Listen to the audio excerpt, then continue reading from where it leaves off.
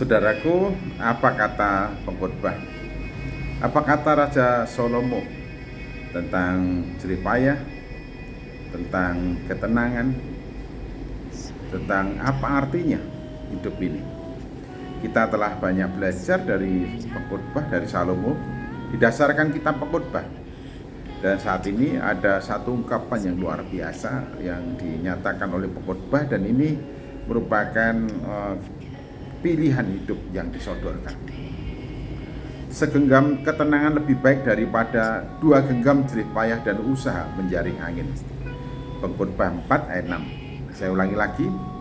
Segenggam ketenangan lebih baik daripada 2 genggam jerih payah dan usaha menjaring angin. Apa artinya kita hidup tanpa ketenangan? Apa nikmatnya hidup tanpa ketenangan? Apa suksesnya hidup tanpa ketenangan?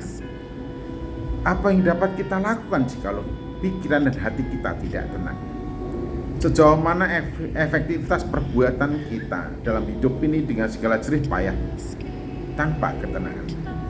Oleh karena ketenangan itu begitu urgent, begitu penting dalam kehidupan kita, sehingga Salomo pengkhotbah menyatakan bahwa segenggam ketenangan lebih baik daripada 2 genggam jerih payah dan usaha menjaring angin. Jikalau segala jerih payah usaha kita yang demikian rupa disertai dengan jerih payah dan di dalamnya tidak menghasilkan ketenangan atau tidak ada ketenangan, saya kira segala usaha upaya pekerjaan kita adalah sia-sia, atau disebutkan itu merupakan usaha menjaring angin. Jadi segala jerih payah kita tidak mendapatkan apa-apa, tidak memberikan kontribusi yang terpenting bagi dan untuk kehidupan kita. Karena itu pengkhotbah menyatakan dengan tegas segenggam ketenangan. Segenggam ketenangan. Jadi di dalam ketenangan seseorang bisa berekspresi jauh lebih daripada ketika tidak ada ketenangan.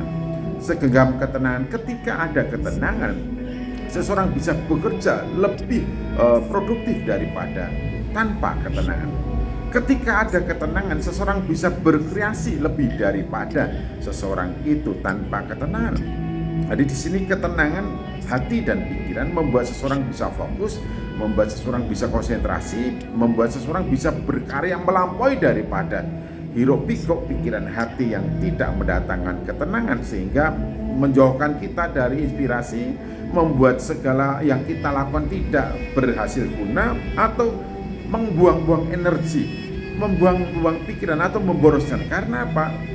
Tanpa ketenangan, dalam suasana yang tidak tenang itu saja sebenarnya sudah menyita banyak energi dalam pergolakan pikiran, energi dalam pergumulan hati, energi dalam problematika yang tidak terselesaikan kalau kita berada dalam keadaan tidak tenang. Tapi dengan dan dalam ketenangan, seseorang itu bisa fokus, baik itu membangun hubungan dengan Tuhan maupun juga dengan sesama, baik itu mengembangkan usaha dan relasi dengan siapapun, maupun juga dalam mengupayakan untuk sesuatu yang lebih baik daripada yang sudah dikerjakannya.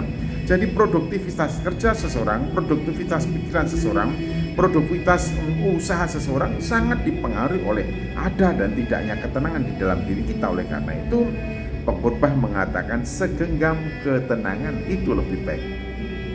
Saudaraku, adakah ketenangan dalam hati dan pikiranmu?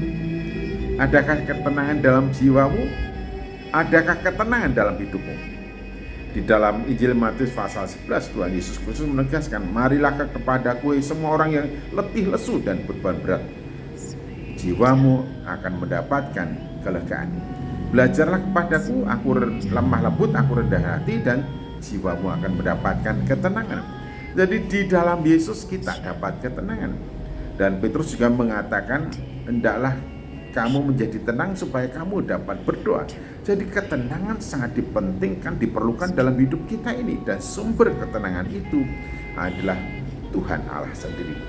Bangunlah relasi yang positif, akrab dan intim dengan Tuhan Allahmu, dan adakanlah waktu bersama-sama dengan Dia. Bongkar dan hancurkan semua penghalang, tembok pemisah yang menyebabkan engkau tidak ada waktu bersama-sama dengan Tuhan.